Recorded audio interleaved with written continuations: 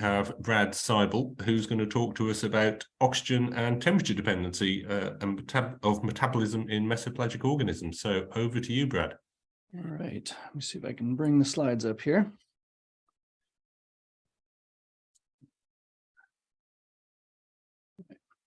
How does that look on your end? Looks good. Over to you. All right, well, thank you very much for inviting me. It's great to finally connect with this JETZON group, and I'm excited that there's so much recent interest in mesopelagic. I feel like I was 2 decades ahead of my time or something, and I'm glad to see people taking an interest in it. So this is a paper that came out a few months back. It talks about the energetic barriers to latitudinal migration in some of these mesopelagic vertical migrators. My co-author on this is Matt Burke, who was a former student of mine, and now he's a professor at St. Francis University in Pennsylvania. So as climate warms, we're all aware that populations of marine animals are shifting toward the poles, and the usual thinking is that animals are being forced out of their more southern habitats by increasingly stressful warm temperatures. And the mechanism that's usually used to explain this is a mismatch between oxygen supply and demand. As temperatures increase, metabolic rate increases, and the rate of oxygen supply is thought to go to increase a little bit more slowly, so that as temperature increases, you're increasingly oxygen limited. And aerobic scope, which is usually defined as the difference between a maximum metabolic rate measured during exercise and the resting metabolic rate, or standard metabolic rate. The difference between those two is called aerobic scope, and it's thought to be the amount of potential oxygen and energy available to support all of these activities you see in the lower right, reproduction, growth, and activity. So the column on the right, I don't know, can you guys see my cursor as I move it around? Yeah, okay. So the column on the right shows at a higher temperature that maintenance metabolism, the basic standard metabolism, increases with temperature, leaving less room, less energy available to support all of these other activities. But in truth, we know very little about how much energy all of these processes take up relative to maximum metabolic rate, and we know almost nothing about how that cost changes with temperature. So throughout this talk, I'll be referring to the factorial aerobic scope, which is the maximum metabolic rate divided by the standard metabolic rate. And as you'll see in a minute, you can also define it based on oxygen supply measures. The data that supports the idea that oxygen is limiting is largely correlative, and it's nearly entirely biased toward coastal fishes. There are increasing numbers of studies done on invertebrates, but still there's very few and almost nothing done on open ocean organisms. Coastal habitats are unique in a number of important ways. There's strong latitudinal and seasonal gradients in sea surface temperature, but no uniform oxygen pressure gradient. So in these shallow coastal waters, you may get some hypoxia, especially in estuaries and in certain dead zones, but there's no correlated gradient between, no correlation between the oxygen and temperature gradients for the most part. The open ocean, in contrast, has strong vertical gradients in oxygen and temperature, and they are strongly correlated. So this graph shows a depth range of 500 meters on the y-axis and a latitudinal gradient between 50 degrees south and 50 degrees north latitude. You can see in the tropics that oxygen is very, very low, less than 2% air saturation. Once you get below that upper mixed layer, it drops off very quickly. And temperature is also very high in surface waters and drops off to fairly cold temperatures in these mesopelagic depths of 10 degrees Celsius or less. So the correlation between oxygen and temperature is very strong. It varies from one location to another. For example, this shows the California current, the northernmost profile that I have here. the Gulf of California a bit further south, and then the Eastern Tropical Pacific. And these are just representative profiles. There's variation within each of these regions. You can see that oxygen drops to fairly low levels in all three of these regions, not quite as low in the California current, and those lowest values are reached at much deeper depths off California of around 700 meters compared to a few hundred meters in the Eastern Tropical Pacific. Another way that the mesopelagic is unique, and what makes it particularly, well, what separates it from coastal environments is this vertical distribution of light availability. So in shallow waters, animals are required to escape predators and capture prey where there's no place to hide. So you tend to find very fast torpedo-shaped animals in shallow water, and these permanently epipelagic species like tuna. And as you go deeper, permanently deep living species tend to be sluggish, like this anglerfish. They're sit and wait predators. There's no point in chasing something you can't see. You sit there and try not to disturb bioluminescence or water motion that would attract a potential predator or scare away prey. So you get very different metabolic rates between permanently deep and permanently shallow living species, as much as 100-fold difference. So here we're talking about vertical migrators that span that depth range on a daily basis. So this is an acoustic profile on the left that I'm sure you're all familiar with, showing vertical migration of primarily myctophid fishes and krill. So they spend nighttime up near the surface and then migrate down to about 300 meters during the daytime and then back up again at night. And on the right, this is a tagged squid, the Humboldt squid, Dosidicus, which similarly spends nighttime up near the surface and daytime at deeper depths of around 300 meters. So we were curious, in an animal that migrates across this oxygen and temperature gradient on a daily basis, how that would affect metabolic traits. So we've gone out to sea numerous times over the past decade or so. This is the Seculiac, just to give you some idea of length. It's about 80 meters long, and this is the net towed behind it that we use to capture midwater animals. It's a very long net, which reduces the flow of water out the sides, and we have a cod end that closes at depth, so we can bring animals up in very good condition for physiological studies on board ship. We also do blue water diving to catch animals, blackwater diving at night to catch animals by hand and carry out some of these shipboard experiments. This is showing a towed CTD profiler that Chris Roman at the University of Rhode Island developed, and gives us a complete picture of the oxygen and temperature gradients over a fairly large depth and horizontal span. So in the top, this is Dosidicus in a swim tunnel respirometer. This is basically a treadmill for fishes or squids, so you can exercise them to their maximum point. And then we've got chambers of varying sizes to measure everything from copepods and deep sea shrimps to squids and fishes. So we were measuring a suite of metabolic traits that I will walk you through here.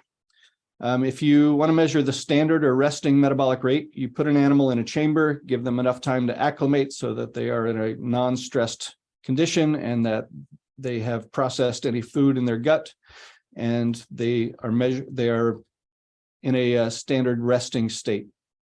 And so if you seal them in a chamber, they can maintain that rate as the oxygen drops down to some critical oxygen partial pressure.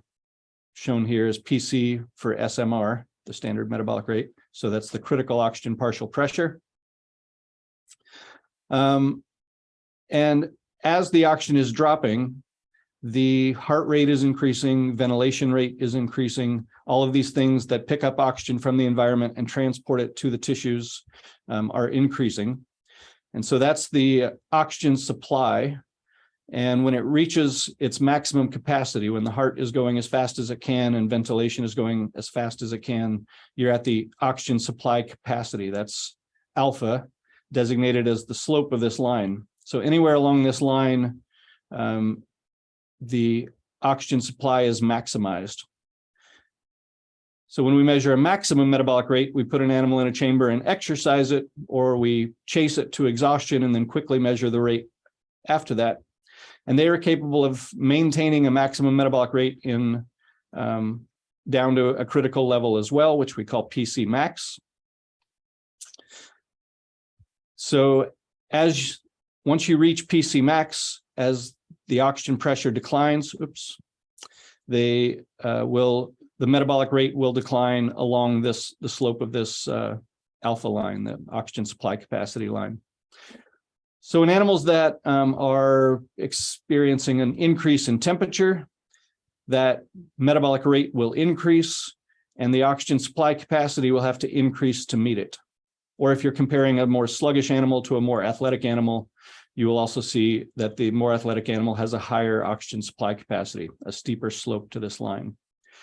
If you want to compare animals with the same metabolic rate, but one living in hypoxia, permanently in hypoxia, it will have a higher oxygen supply capacity also. So these traits are all related to each other according to these equations. So the oxygen supply capacity can be defined as the resting metabolic rate divided by its critical pressure, or as the maximum metabolic rate divided by its critical pressure. And the factorial aerobic scope is the difference between those, either the metabolic rates or the critical pressures.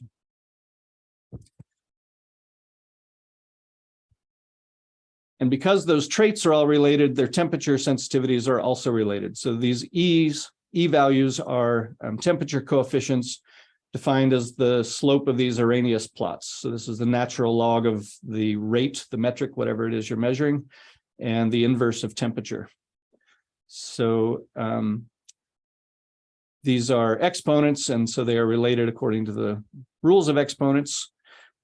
So you can see if the critical pressure for the maximum metabolic rate does not change, if this E value were 0, then the oxygen supply is going to change with temperature to match the maximum metabolic rate. So these are data from black sea bass that we measured a few years back. I'm just showing how those coefficients are all related. So if you subtract the coefficient for the P-crip max, which is effectively 0, from that for the maximum metabolic rate, you would get the temperature coefficient for the oxygen supply capacity. So we can use all these relationships to model aerobic scope across a temperature and oxygen gradient. So what did we find? The oxygen supply capacity for vertical migrators is on average much higher than you find for coastal fishes. So these black points are all coastal fishes, including the black sea bass that I showed you a minute ago, cod, there's tropical damselfish, coral reef fishes in here. So a variety of all coastal fishes. The oxygen supply capacity for vertical migrators, which are mostly krill and the jumbo squid, are much higher. And more importantly, they don't change with temperature in the same way. So the oxygen supply capacity for vertical migrators is relatively insensitive to temperature. In fact, it actually decreases a little bit between 10 and 20 degrees compared to coastal fishes that all increase with temperature by a substantial coefficient. So what does that mean? So I walked you through how these metrics are related, and the blue here is a colder temperature, the red is a warmer temperature. For coastal species, the P-crip max doesn't change. They have evolved to extract oxygen from air-saturated water, and so that's what they have available. They have a higher metabolic rate at a warmer temperature, the same P-crip max, PC max, and a higher oxygen supply capacity. Vertical migrators, on the other hand, so if you look at this equation at the top, if the temperature coefficient for PC max again is 0, then alpha, the oxygen supply capacity, and the maximum metabolic rate will match each other. And that's what's happening here. So the increase in temperature for the oxygen supply capacity is the same as for maximum metabolic rate. For vertical migrators, situation is different.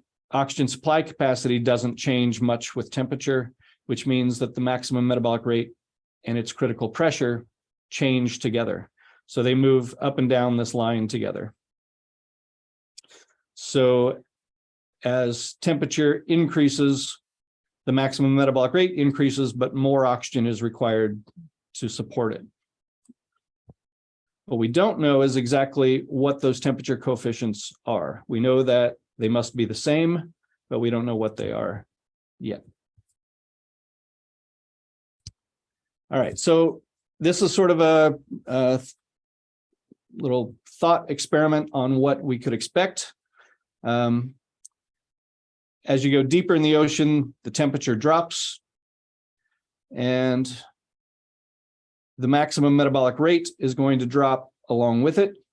And here we've estimated a relatively low temperature coefficient. This is similar to what we find for most coastal fishes. And the PC max for vertical migrators would fall right along that maximum metabolic rate, because the oxygen supply for alpha is 0. If we assumed for a minute that the oxygen partial pressure was air saturated from the surface all the way to depth, then we would be in this part of the curve here where oxygen is not limiting. We haven't reached the critical pressure yet for maximum metabolic rate. So oxygen is not limiting at any depth in this scenario. The rate just drops due to temperature alone. In reality, oxygen drops with depth as well. And here I've just, this is a made up profile. And you can see that in the upper few hundred meters, oxygen still is higher than peak crip max. So we're still in this part of the curve. But at depth, the oxygen partial pressure has dropped below peak crip max. So now we're in this part of the curve, and the maximum metabolic rate is oxygen limited. So it would shift lower like that. So if these animals had a low temperature sensitivity for maximum metabolic rate, then aerobic scope is going to be oxygen limited anywhere where the oxygen partial pressure is lower than peak crip max. If they had a high temperature sensitivity, the temperature is going to drive the maximum metabolic rate much lower. And again, you're not going to be oxygen limited anywhere along that depth gradient.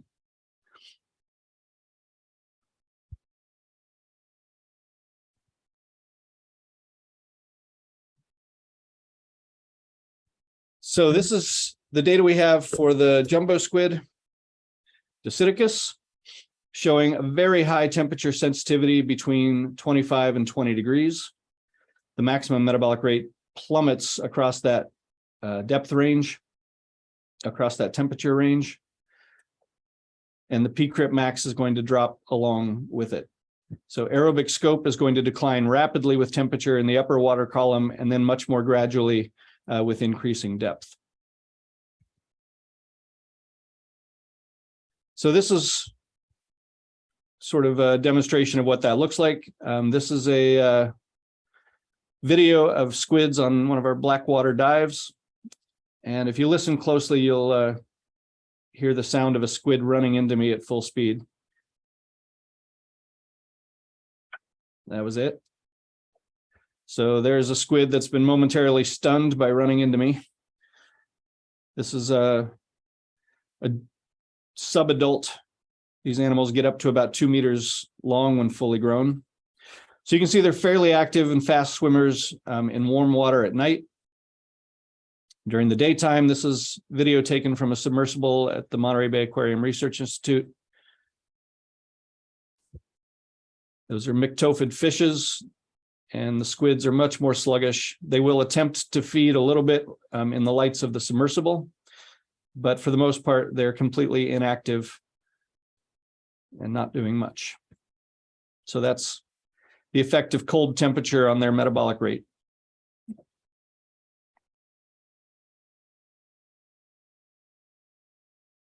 So again, what we think is going on is that at depth, there's no selective pressure for high activity. So they don't need a high metabolic rate. but also there are no circumstances under which they would be able to achieve one. So if they have a low temperature sensitivity, they're going to be oxygen limited and their metabolic rate is going to be low. If they have a high temperature sensitivity, they won't be oxygen limited, but their rate will still be low due to temperature. So no matter what, in their native habitat, they cannot achieve high metabolic rates in cold water. And so I think that as a result, they are unable to live in latitudes that have cold water at the surface. So we modeled that, and you can see for Dosidicus, using the temperature sensitivities that we actually measured for all of those metabolic traits, they can only achieve high aerobic scope in the upper 100 meters or so. And as they go deeper, aerobic scope drops off dramatically, and this gray area is where it actually drops below 1 due to extreme low oxygen. For the krill, we find the same thing, but we're assuming a temperature coefficient, a high temperature coefficient of 1. If they had a low temperature coefficient, they would have this same aerobic scope in their native habitat, but they would be able to achieve higher aerobic scope in northern and southern latitudes. So, but we are, because there is no situation under which they would need high metabolic rate or be able to achieve high metabolic rate at cold temperatures, that ability has just not evolved. So this shows surface waters across that latitudinal gradient and the aerobic scope that they're able to achieve. In their native tropical habitat, they can achieve factorial aerobic scopes, meaning that maximum metabolic rate is 3 to 5 times higher than the resting metabolic rate. But as they move into northern or southern latitudes, that drops off dramatically, and they can't achieve a maximum metabolic rate more than about 2 times higher than their resting rate, which leaves very little room for growth, reproduction, or activity. The black line is the historical average. The green and orange are El Nino years, showing that their habitat range where they can achieve higher aerobic scopes is expanded both north and south. And similarly, under long-term climate change scenarios, their habitat will be expanded north and south. All right. So we've already seen that during El Nino years, there's a tropicalization of temperate waters where some of these tropical migrators find their way up north and establish temporary populations. So we think that they are limited by cold water during non-El Nino years, and just a few degrees warming is enough to open that habitat up for them. And this is a schematic showing what that might look like. On the left, you find the present situation where they are cold limited in shallow water in their expanded habitat, but that opens up and more available habitat will be more available to them in the future. In their native tropical habitat, we see very little effect of climate change.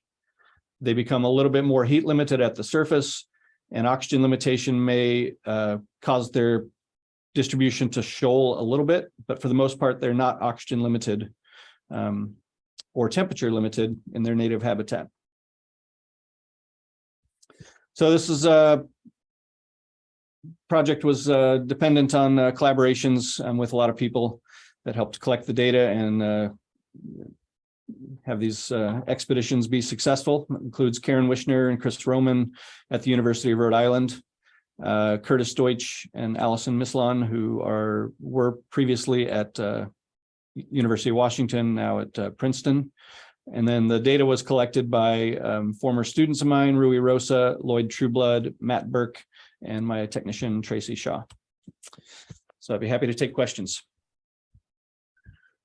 That is absolutely fascinating. Thank you, Brad. So we've got one hand up already. Giorgio, do you want to come in with a question? Sorry, that was an attempt to clap. Sorry. I shall give you some time to think about whether you have a question. So I've got a question, Brad, while we sort of give other people time to think. So, I mean, there's been a lot of work of, in ecological theory in terms of how physiological rates scale with body size. And so do you have any evidence yet that these barriers are, body size dependent as well? It's a very good question. So one thing I should point out is that for the jumbo squid, the maximum metabolic rates were typically measured on smaller specimens, just out of necessity. We did attempt to take an 800-liter swim tunnel onto a moving ship and measure these, and had limited success, as you might imagine. Yeah. But so there could be differences with body size that would affect that. We have measured the resting metabolic rates and critical oxygen pressures across the full size range for the squid, and the theory holds up at all sizes for those metabolic traits.